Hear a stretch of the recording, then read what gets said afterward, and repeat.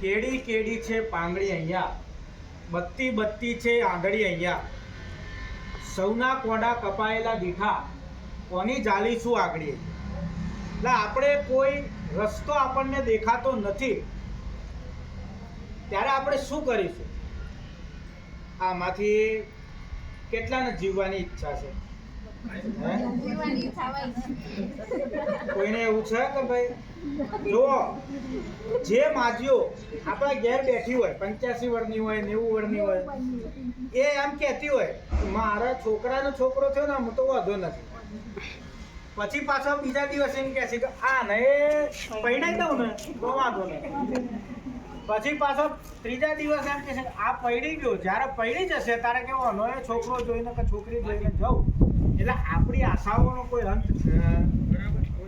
બરાબર.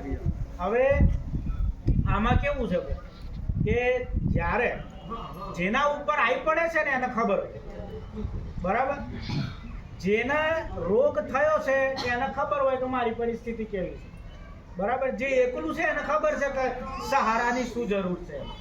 બીજા તો ખાલી બોલીને જતા રહેશે, બોલીને છૂટા થઈ જશે. આપણે પોતાને ખબર છે. મારે હું 14 વર્ષનો હતો, મારા ફાધર ગુજરી ગયા હતા. 12મા 13મા સુધી બધા જ આવું છું, અમે બેઠા છીએ, ચિંતા ના કરતા. ગમે તે કામકાજ હોય તો કહેજો, પણ જેવું 13મું પતે એટલે બધા સંબંધીઓ ગયા, પછી કોઈ આપણને પૂછવા આવતું. આપણે આપણી જિંદગી જાતે જીવવાની હોય. એમ આ વસ્તુ અમે એટલા માટે લીધી કે 2 કિસ્સા મારા સામે આવ્યા કે જ્યારે એક હોસ્પિટલમાં હું અમદાવાદમાં, મેં તો ફાર્મસી સાથે જોડાય,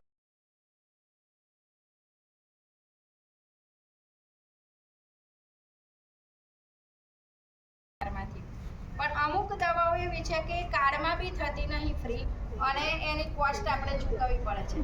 એ બેનનો વિડીયો બી હું તમને અત્યારે હાલ બતાવીશ. એ બેનને ઘરની આવક માત્ર 6000 રૂપિયા છે, અને એને દર 21 દિવસે 30,000 રૂપિયાનું એક ઇન્જેક્શન અને 10,000 રૂપિયાની ગોળી લેવાની.